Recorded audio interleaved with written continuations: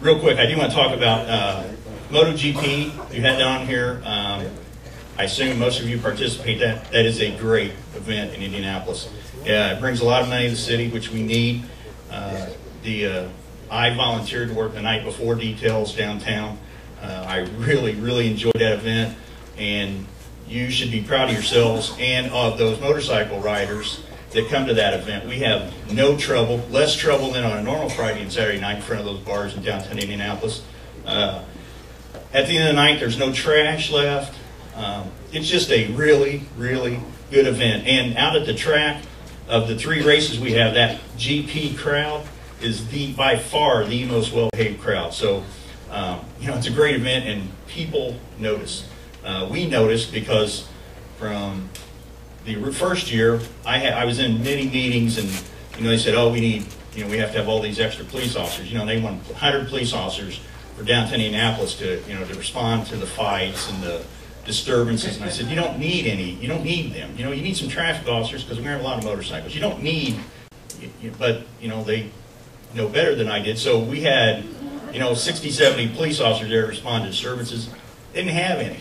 We had a fight, or not a fight, some lady throwing beer bottles at her bouncer boyfriend in a bar. It wasn't anything to do with any of the motorcycles down there. So it's a great event, and we just have no problems. And it's a credit to you and what you've done. And by the way, without you helping downtown, we couldn't do that. I would imagine the city probably would frown on that because, we have our hands full.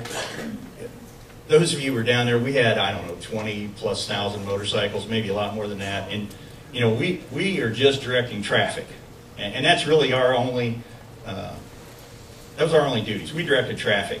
We're not going to park motorcycles, and, we're sure not going to drag motorcycles out of the middle of the street when it's time to go home on Friday night. But you folks did, and we appreciated that, because we got to go home, and you did a great job, and I appreciate that. Does anybody have any questions? Any questions of me? Yes, sir. Are you a member of ABATE of Indiana?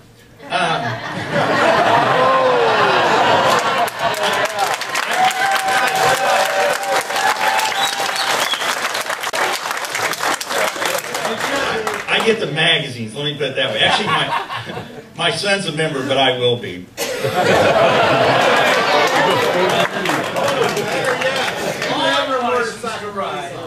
You're not a member of ABATE, but your son wants to ride and hasn't taken the course. You're not talking to him because he didn't take the course. This is a do what I say, not what I do. I've actually never been asked, but I am going to join. The next time you see me, I'll be a member. Thank you very much.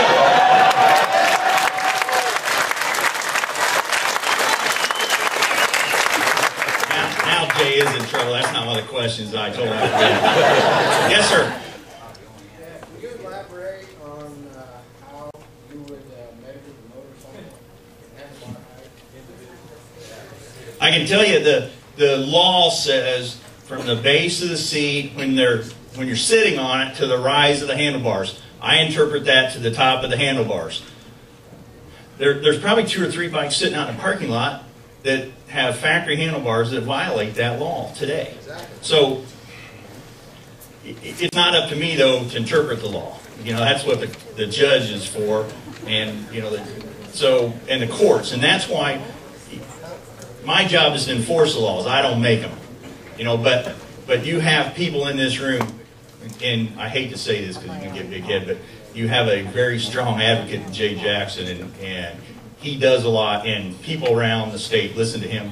So I think Jay will have a good chance of maybe revisiting that law and hopefully amending that law and getting something reasonable. I mean, if you get someone with where their hands are extended over their head, that might not be safe. I don't know, but those are things that the 15 inches I don't think is probably.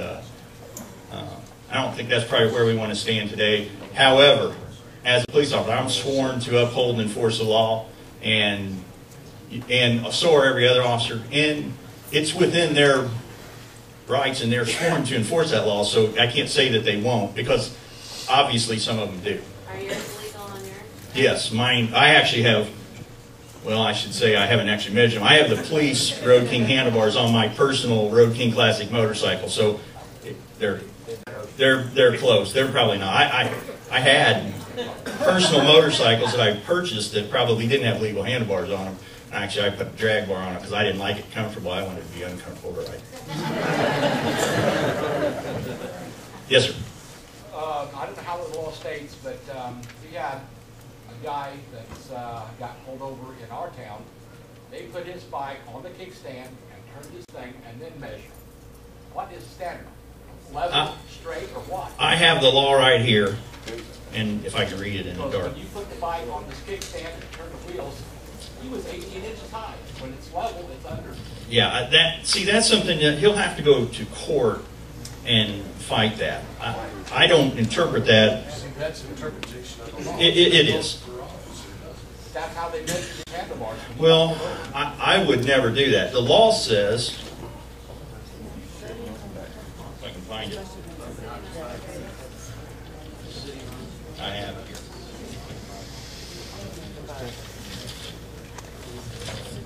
The law reads, be equipped with handlebars that rise not more than 15 inches above the level of the driver's seat or saddle when occupied. I would interpret that as sitting, straight ahead, straight up. But that's something where he's going to have to go to court. You know, I'm not the judge, and I don't interpret it that way. But like I said, that's not one of our big crimes. Is that a traffic safety issue? I don't know. Probably not a serious one. But it's in the law. I mean, there's a lot of statutes. These statutes pretty much were written for safety reasons. I mean, somebody at some time thought that was a safety issue. Now, maybe that was in the 40s, and maybe that's changed, which I personally think it has, and maybe it's time to revisit that. But, it's my job not to, it's not my job to interpret the law. I enforce it strictly as it's written. That sounds to me like that's probably not an accurate way to measure the handlebar height. But he does need to go to court on that, and I would hope he would, yeah. You can, and that's why, we write tickets, but that's why there's always a remedy in court for that. That's why it's your right to go to court, and, you're not, I know here you don't upset any of us because we get paid a lot more money to go to court. We get overtime. So, not that I do that because I don't really want to go to court, and I have to go on duty, so I don't get paid overtime anyway. But that's why it's there. He needs to go to court, and he needs to contest that. Mark, one more question. Oh, I'm sorry. One more question. He's going to throw me off. Yes, sir. Well, does the height of the neck to the seat, will that have any consideration as far as the measurement of the handlebars? Because some of these custom bikes where the neck actually is at 15 plus inches. Yeah, Jay can do it because. While Bart has agreed, a thought he's rethinking right now, to come here today and answer some of these questions, as he said several times, he's not a legislator, so he doesn't make these laws. We are going to talk about our legislative agenda a little later in the day, and guess what's going to be included? Yeah, we're going to get into some discussion about this. So, as Bart has said several times, right now, it is a law, and he read the law, and that's the way the law is. The only way we can do this is to address that and have it changed, which is something we intend to do. So we'll get into that later. So good discussion. We'll hold that thought. But I really want to thank Bart for coming out today. Watch that step. And working with he and his whole family in INPD in the future. Before we get too far away, I want to recognize a couple folks that may or may not be here all day from some other agencies we work with. John Bodecker, our friend formerly from the Department of Education, now at the Indiana Criminal Justice Institute in the back of the room. Remember, John created the Indiana Motorcycle Operator Safety Education Program back in 1987, so he's done a lot of work with us in motorcycle safety. Additionally, from ICJI, our friend Dan Jeffries. Dan has been instrumental in helping us get a lot of things done through CJI. This whole Nikki Hayden campaign was all Dan's brainchild, so good job, Dan. Thank you very much for everything you do. Are we going to look at this damn thing all day? Can we change the freaking slides? Okay, let's shake things up a little bit and show a baby picture of it.